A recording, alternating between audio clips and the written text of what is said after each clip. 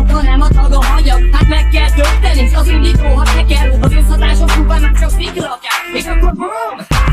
Bombaként roppan, lehet, hogy kicsit köhög, de soha meg nem roppan. Hogy miért van ez így? A level lehull. Az anyag nem részek, csak átalakul.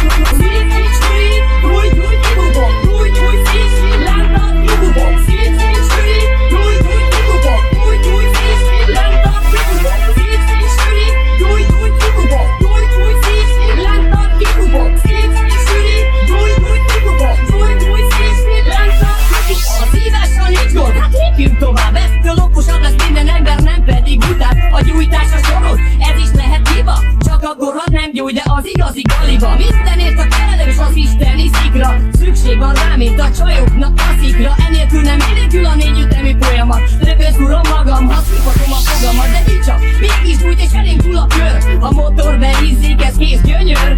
Nem akad el soha, pittyet hány a bajra. De csak akkor ilyen, hogy a karba van tartva.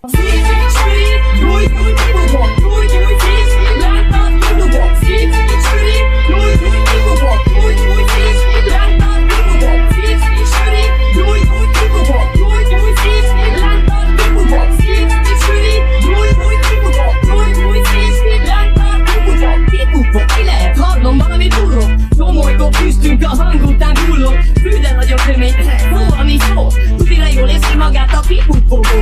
Szép mozgva szegény, de összeraktuk szépen. Itt vetszik előttünk teljesen készen. De miért szedtük szét, hogyha nincs semmi gondja? A negyedik ütem működik, a füstöt is mondja. Rontja a levegőt, de kinek és hol? Ő meg a kis ütemünknek keresztbe pakol. Ne szívd merre, tudom bár ne is tagad. Nagy szívás volt, csak ki magad. A nagy világ pacag, mert nem értik az elvet. Úgy hívják majd, mint a füstbe ment tervet. A négy ütem marad, bárki bármit szúszog, ő csak gyújt.